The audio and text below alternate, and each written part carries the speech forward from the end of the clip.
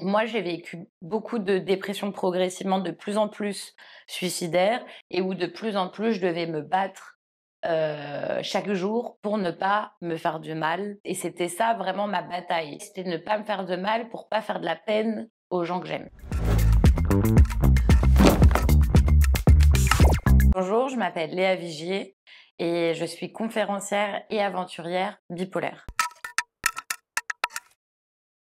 Moi, j'ai été diagnostiquée et bien traitée de ma bipolarité après 7 années d'errance médicale. En moyenne, tu vois, la bipolarité, c'est 9 ans de diagnostic, donc c'est très très long. Et en fait, tu as 60% des personnes bipolaires qui ont été diagnostiquées dépressifs à tort et qui donc ont eu des traitements d'antidépresseurs. Les antidépresseurs, ça vient accentuer la maladie. Donc moi, j'ai été diagnostiquée en fait pendant 7 ans dépressive. J'ai eu des antidépresseurs et c'est venu accentuer ma maladie. Et c'est qu'au bout de 7 ans que j'ai eu le bon diagnostic et le bon traitement. Au bout de 4 ans, j'ai 2 de mes meilleurs potes qui ont commencé à me dire: «C'est bizarre, avant que tu tombes en dépression, tu es quand même, vachement dans les hauts, tu fais 1 million de choses, tu es très ambitieuse, tu dors peu, tu te la pètes beaucoup. Toi, quand tu es bipolaire, tes hauts, tu ne les vois pas du tout comme des problèmes. Tes hauts, ils sont juste géniaux. C'est trop bien. T'as pas besoin de beaucoup dormir, tu as une hyperactivité cérébrale, tu as une hyperactivité, tu vois, de l'énergie. Donc à aucun moment tu te dis: «C'est un problème».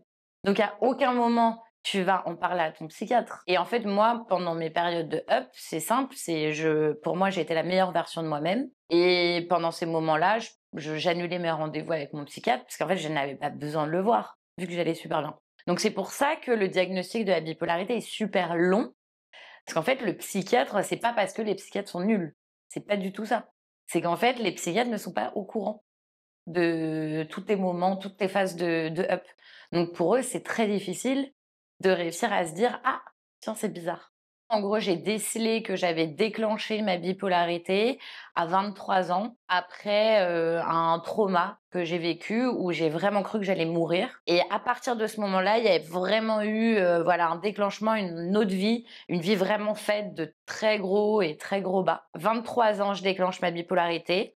7 ans plus tard, à 30 ans, je suis bien diagnostiquée et bien traitée et puis là, je fête mes 32 ans. Donc tu vois, 2 ans après, bah, ça y est, là, je commence à réussir à très bien vivre avec ma maladie. J'ai fait plein de métiers. Moi, j'ai fait, une formation master en finance et après un master grande école à l'ESSEC. Donc à la fin de l'ESSEC, je me dis: «Je vais être une grande entrepreneuse, je vais, voilà, être chef d'entreprise» et donc je suis vraiment allée dans ce milieu-là. Je suis allée dans le milieu de l'entrepreneuriat, de la start-up nation, de la croissance. À vrai dire, mes hauts, bah, ils étaient parfaits pour cet environnement-là. Parce que je pouvais bosser comme une tarée, je pouvais bosser pendant des heures, j'avais plein d'idées, j'avais peur de rien. Donc c'est un peu toutes les choses qui marchent bien dans le milieu, plutôt entrepreneurial. Mais bon, à chaque fois, je tombais. Donc au bout d'1 an et demi, je suis tombée en énorme dépression et là, j'étais HS. Et en fait, j'ai fait ça pendant plein d'années. Tu as différents types de bipolarité. Tu as des types de bipolarité où ça va être très, très rapproché. Moi, c'est une bipolarité qui s'appelle la bipolarité de type 2 et c'est plutôt des grandes périodes.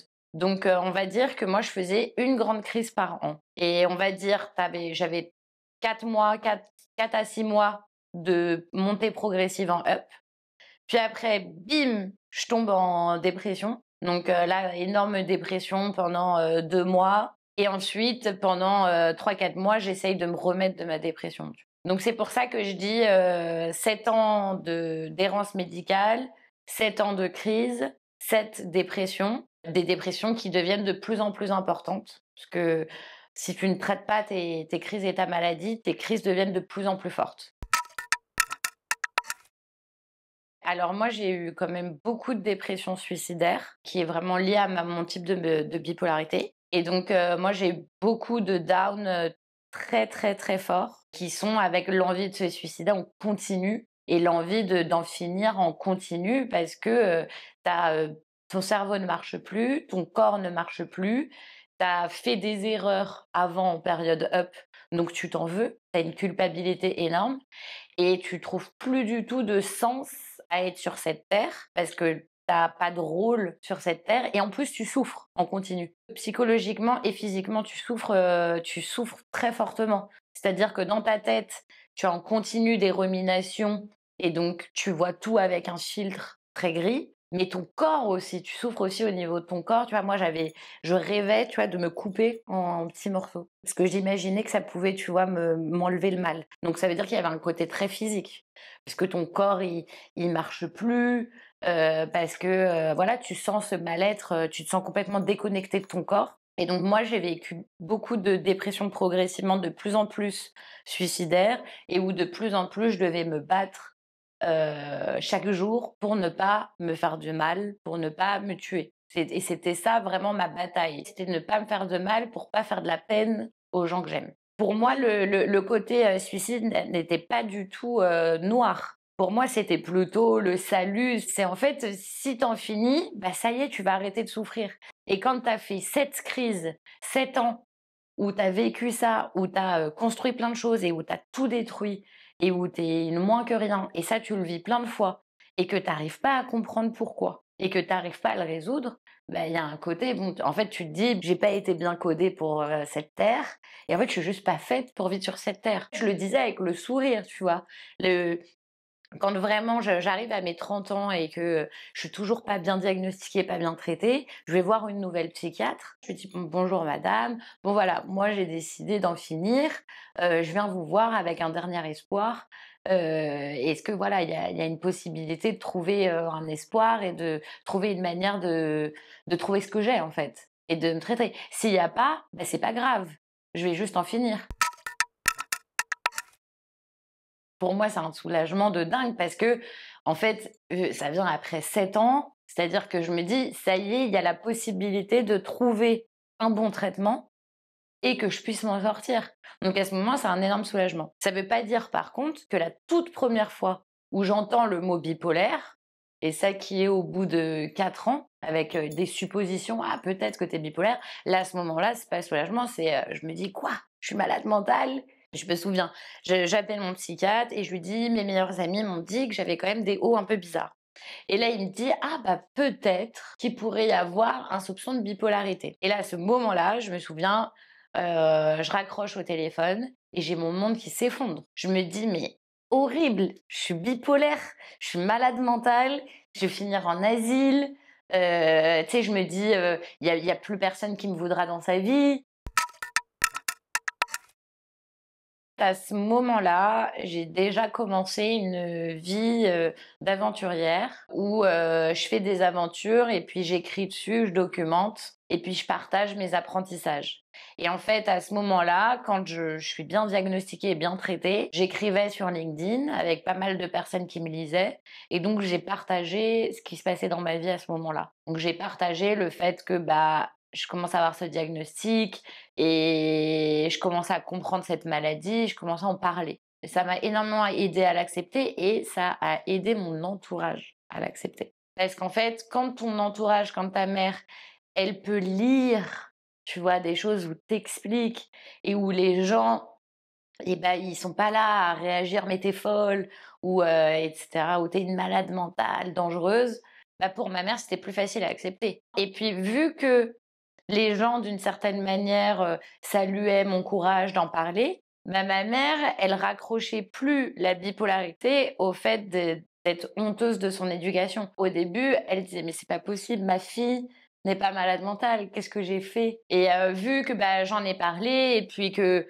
j'ai aussi transformé cette maladie en quelque chose de positif dans ma vie, que j'ai décidé de suivre mes envies d'aventure, d'aller aux extrêmes alors qu'on me l'interdisait et cetera. Je me suis rendu compte que, ce que je faisais quand ça allait pas bien, c'est que j'allais toute seule dans la nature, que j'allais toute seule monter des montagnes, ou j'allais toute seule, faire, traverser des pays en m'invitant chez les gens et que c'était ma manière à moi de réussir à me ressentir bien, tu vois? Et donc à partir du moment où j'ai compris ça et qu'à côté, j'ai compris que quand j'étais petite, avant qu'on me dise: «Tu as des bonnes notes, va dans le milieu business», et bah, ce que j'aimais, c'était écrire et je voulais, tu vois, être plutôt journaliste. Bah, à ce moment-là, je me suis dit: «Vas-y, je vais rassembler les choses que je voulais faire quand j'étais petite et les choses que je fais quand je vais pas bien. Comme ça, je ferai ce qui me tient à cœur, ce qui est aligné au plus profond de moi et en plus, ce qui me fait du bien».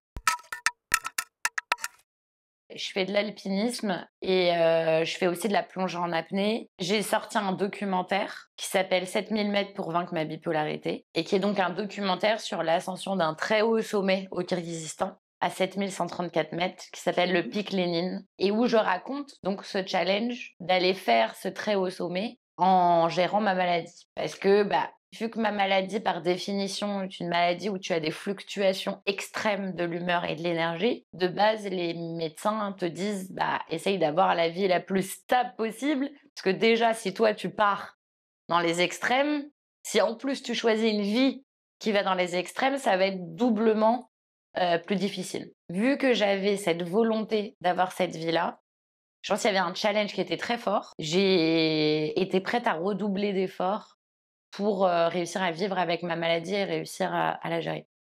Donc bah, j'ai trouvé une bonne psychiatre. Cette bonne psychiatre, je la vois toutes les semaines ou en visio où je la vois. J'ai un bon traitement, mais surtout, j'ai mis en place plein de choses dans ma vie pour pouvoir être stable. Je médite 30 minutes par jour, je marche 1 heure par jour. Tous les matins, quand je me réveille, je fais un diagramme de l'humeur où je mets mon humeur de 0 à 10 pour, tu vois, voir si je commence à descendre, si je commence à monter. C'est grâce au fait que j'ai parlé de ma maladie sur les réseaux, ça m'a permis de rencontrer plein de personnes qui pouvaient être malades, rencontrer aussi des associations, dont une association qui m'a énormément aidée qui s'appelle Upstage et pour laquelle aujourd'hui je fais une collecte de dons pour eux. Et eux, bah, ils m'ont donné en effet plein d'outils en me disant, bah, regarde, il y a plein d'outils qui marchent bien, teste et vois ceux qui te conviennent. Et donc, c'est ce que j'ai fait. Ça a pris du temps hein, et de l'investissement, mais aujourd'hui, j'ai tu vois, un peu mon plan d'action qui me permet tous les jours de réussir à regérer, tu vois, ma stabilité, alors que je vais jamais être au même endroit, ou que je vais me retrouver à 7000 mètres, ou que je vais me retrouver à 40 mètres de profondeur. L'ascension du pic Lénine a été vraiment très importante dans ma vie parce que ça m'a permis de voir que oui, c'est possible de réaliser tes rêves, faire les aventures que tu veux malgré ta maladie. Donc même si tu as une maladie qui est très forte, qui est très handicapante, qui est mortelle, etc., tu peux réussir à réaliser tes rêves malgré elle. Donc déjà ça pour moi ça a été le plus beau des messages parce que c'est venu avec un message d'espoir. Je me suis dit mais génial, c'est très difficile au début quand tu lis les choses vis-à-vis des maladies mentales, malheureusement sur internet, on voit beaucoup les histoires tristes. On voit très peu les histoires positives de bah, j'ai cette maladie mais je fais ça, et je m'en sors. C'est pour ça qu'aujourd'hui je suis super heureuse et alignée, tu vois, de parler de ce que je fais et de comment, tu vois, je vais au-delà de cette maladie parce que je viens avec ce message d'espoir, de j'ai complètement accepté ma maladie, mais elle me définit pas. Donc pour moi, le Piclénine, il m'a apporté ça et ça, c'était incroyable et la deuxième leçon qu'il m'a apportée, c'est, le fait que ma maladie, elle m'oblige à être tout le temps à l'écoute de mon corps et de mes signaux. Je suis obligée d'être beaucoup plus alerte que les personnes normales. Parce que si j'écoute pas, bah, ça peut partir en vrille, tu vois. Je me suis rendu compte que bah, grâce à ça, j'ai vécu ces 18 jours d'expédition, mais de la meilleure des manières. C'est-à-dire que tous les gens que j'ai rencontrés, qui eux étaient là, qui voulaient se pousser, qui voulaient absolument atteindre le sommet, qui, tu vois, se mettaient mal, bah, ils appréciaient pas chaque jour. Ils voulaient juste être heureux d'avoir atteint le sommet, mais sinon, je les voyais tous les jours d'avant, profitaient pas, quoi. Et moi, ça m'a amenée du coup dans une situation où du coup, bah, je devais profiter de chaque moment. Je voulais jamais me mettre dans le rouge. Et ça a été du coup la découverte que en fait, tu peux atteindre des sommets, tu peux être face à des situations extrêmes, tu peux te mettre des grosses ambitions, mais sans te mettre dans le rouge. C'est ça, en fait, ma maladie, elle m'oblige à être tout le temps à l'écoute de moi. Donc d'une certaine manière, elle m'oblige à profiter du chemin et à voir où est-ce que ça m'emmène. Du coup, je réalise des choses folles en faisant ça. Donc, en fait, j'ai trouvé ma bonne manière, tu vois, de me dépasser. Moi, dans mon cas, j'ai fait le choix avec ma psychiatre d'avoir, on va dire, le traitement de base un peu minimum et à côté, de faire énormément de travail, sur moi, et de mettre en place plein de choses dans mes journées qui me permet du coup d'aller restabiliser.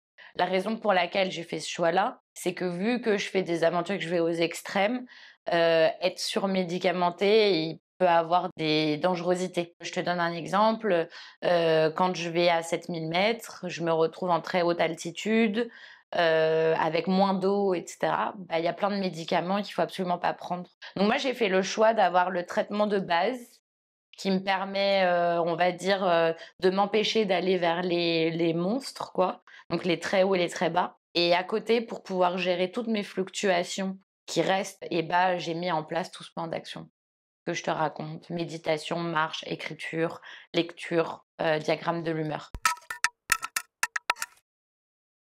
En fait, moi, j'ai décidé d'allier mes aventures, mes défis à une association dans la santé mentale et à une collecte de dons pour une association qui fait des choses que je trouve incroyables et qui permet de changer la situation pour les bipolaires en France. Aujourd'hui, tu as 2 millions de bipolaires en France. Beaucoup souffrent. 50% font des tentatives de suicide. Et donc aujourd'hui, j'ai lancé un grand projet, une grande campagne pour une asso qui s'appelle Upstage et qui fait du contenu pour aider les bipolaires à comprendre leur maladie et qui a développé une formation de psychoéducation pour permettre aux bipolaires et à leurs proches de comprendre leur maladie et de mettre en place des plans d'action. Donc, par exemple, le diagramme de l'humeur, savoir comment parler avec son entourage de sa maladie, comprendre quand est-ce que tu commences à partir en haut et quand tu sens que tu commences à partir en haut, qu'est-ce que tu mets en place.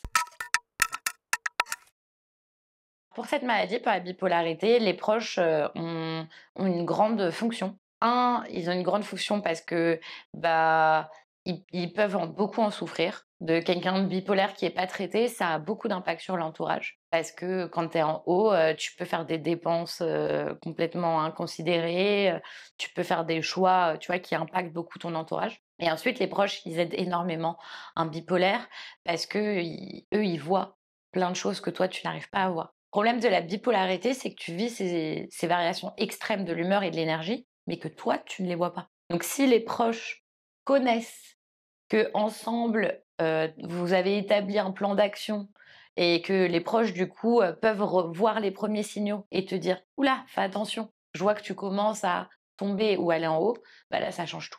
Donc c'est pour ça que mon but, il est, au travers de cette grande campagne, de sensibiliser, le maximum de Français. Tu vois, moi, j'ai un grand but, c'est sensibiliser 10 millions de Français avec, mon projet, Tour de France d'une bipolaire, où en gros, je vais, rentrer dans les voitures, chez les gens, pendant 10 jours avec une première phrase: «Je suis bipolaire, tu m'invites». Et le but, c'est de parler de ça et de casser les tabous, tu vois, autour de la peur de la bipolarité pour permettre que le maximum de gens connaissent et si le maximum de gens connaissent, bah, ça va tout changer parce que ça va permettre de diminuer le temps de diagnostic, ça va permettre aux personnes d'oser dire qu'ils ont cette maladie et du coup, bah, l'accepter et derrière la transcender. La bipolarité, elle touche tout le monde. Aujourd'hui, on estime que c'est 2 millions de Français, mais on parle de diagnostiquer. La réalité, c'est que ça touche beaucoup plus de personnes. C'est une maladie, en fait, qui est une des maladies qui touche le plus de monde, qui est une des maladies les plus handicapantes, les plus mortelles, mais pourtant, les gens ne connaissent pas. Parce que si on te dit t'es bipolaire, bah, tu vas le dire à personne. T'as honte. Casser les tabous autour de cette maladie pour que le maximum de Français la connaissent et que ça permette aux personnes qui ont cette maladie bah, d'oser en parler, d'oser l'accepter, mettre en place un plan d'action et la transcender, et que ça permette à des proches de pouvoir déceler que quelqu'un a peut-être cette maladie et de pouvoir soutenir les personnes qui sont malades. Et en fait, juste en faisant ça, on va littéralement sauver des milliers, centaines de milliers de vies. Parce que c'est une maladie qui est très, très mortelle.